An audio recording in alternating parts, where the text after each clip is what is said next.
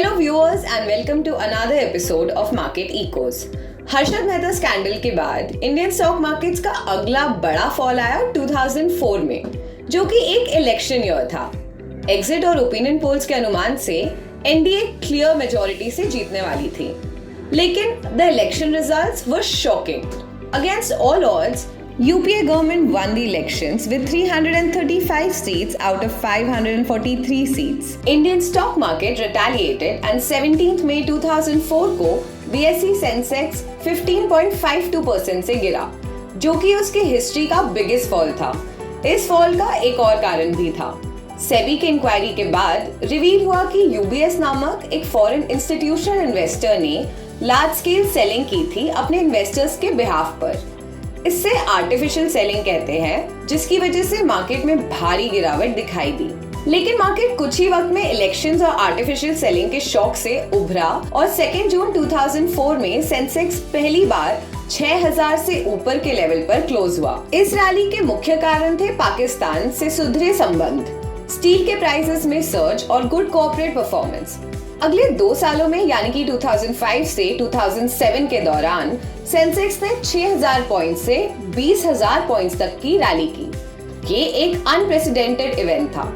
20 साल लगे थे 10,000 मार्क को क्रॉस करने के लिए और 20,000 का मार्क सेंसेक्स ने महज 20 महीनों में क्रॉस कर लिया। 28 मई 2007 में इंडिया का मार्केट कैपिटलाइजेशन टच $1 ट्रिलियन और कुछ ही वक्त पहले our GDP had hit the 1 trillion mark. 2007 में रिजर्व बैंक ऑफ इंडिया ने कैश रिजर्व रेशियो और रेपो रेट को बढ़ाया, जिसकी वजह से मार्केट 260 पॉइंट्स के गैप डाउन से ओपन हुआ। ऑटो और बैंकिंग स्टॉक्स में सबसे ज्यादा गिरावट दिखाई दी। 2008 की शुरुआत तो अच्छी थी, with Sensex hitting a lifetime high of 21,207 on 10th January 2008. But this happiness was short-lived. 21st Jan 2008 को BSE fell approximately 1400 points and the day was called Black Monday. If this was bad, what was yet to come would be worse. During this period, the United States, biggest economy of the world, had a crisis on its hand. The biggest since the Great Depression of 1929. The global financial crisis loss was estimated to be nearly $2 trillion globally. November 2006 में UBS ने US housing market में हो रही malpractices का खुलासा किया। इसके बाद उस वक्त के फेडरल रिजर्व के चेयरमैन एलन ग्रीनस्पैन ने रिसेशन के संकेत दिए। Housing crisis, predatory lending and fall of mortgage-backed securities worsened the crisis. Soon Lehman Brothers, US की 4th largest investment bank ने bankruptcy declare कर दी. A global recession had been declared. इसका direct impact हुआ Indian stock markets पर. Sensex plummeted from 21,000 levels to 7,000 levels. A 63% fall. 2000 के end तक BSE Sensex 20,465 से direct 9,716 पर ट्रेड करने लगा।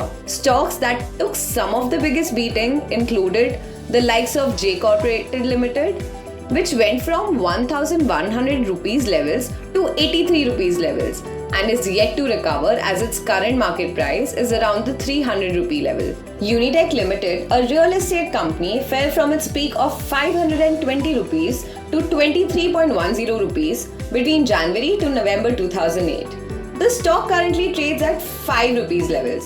Similar was the fate of stocks like Suzlon Energy, Reliance Communications, Aban Offshore, Punch Loyal and Reliance Capital, etc.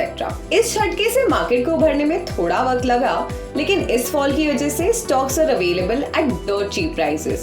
तो जिन investors ने 2008 से 2009 में निवेश किया, आज वो लखपति होंगे। ये था आज का हमारा episode. With elections in the coming year, will you be trading? If yes, which stock would you buy when the market falls? Please let us know in the comment section below. Don't forget to like, share and subscribe to our channel. Investments in the securities market are subject to market risk. Read all the related documents carefully before investing.